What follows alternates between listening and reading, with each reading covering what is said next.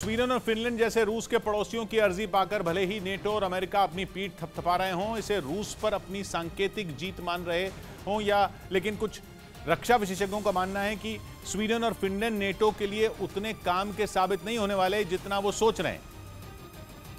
उल्टा दोनों ही देश नेटो और अमेरिका पर बोझ बन सकते हैं। ऐसा इसलिए क्योंकि रक्षा विशेषज्ञों का कहना है कि स्वीडन और फिनलैंड दोनों ही देशों की सेनाओं का फोकस हमेशा सिर्फ अपनी ही जमीन की रक्षा करने का रहा है, जबकि नेटो का मकसद उसके सभी 30 सदस्य देशों की रक्षा करना है। ऐसे में स्वीडन और फिनलैंड नेटो को फायदा पहुंचा पाएंगे भी, इस बात पर शक है।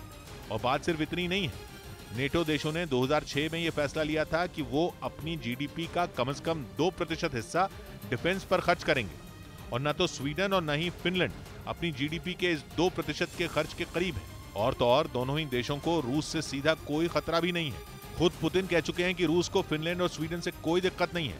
ऐसे में डिफेंस एक्सपर्ट्स का मानना है कि नेटो के लिए उन्हें अपने खेमे में शामिल करना अपने मिलिट्री इंफ्रास्ट्रक्चर को उन पर लुटाने के बराबर होगा। इससे अमेरिका को ही उनकी सुरक्षा का खर्च ढोना पड़ेगा, और अमेरिका की हालत पहले ही खराब है। उधर सीरिया के कसाई के नाम से मशहूर रूस की फौज के एक बड़े कमांडर की पिछले कुछ दिनों से कोई खबर नहीं मिल रही है। दावा है कि पिछले 2 हफ्तों से उन्हें किसी ने नहीं देखा, जबकि पुतिन ने उन्हें यूक्रेन में चल रहे ऑपरेशन का चीफ बनाकर यूक्रेन भेजा था। लेकिन अलेक्जेंडर दुबोर्निकोव अचानक यूक्रेन के ऑपरेशन से गायब हो गए। जब 2 हफ्ते तक उनकी कोई खबर नहीं आई, तब जाकर ये सवाल उठने लगे कि आखिर सीरिया के कसाई का क्या हुआ।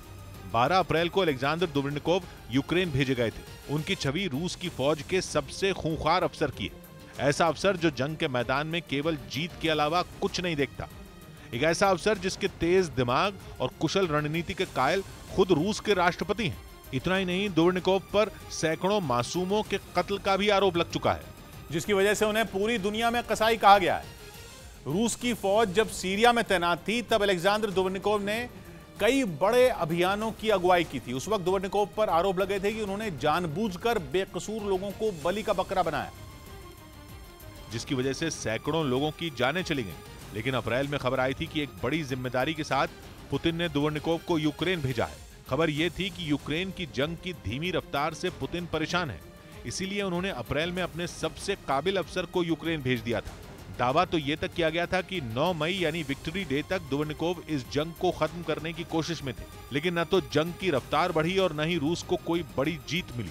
इसीलिए दुबोर्निकोव के गायब होने के पीछे अटकलों का बाजार भी गर्म हो गया। कहा जा रहा है कि दुबोर्निकोव से नाराज होकर पुतिन ने उन्हें वापस बुला लिया है और जंग की कमान उनसे छीन ली है।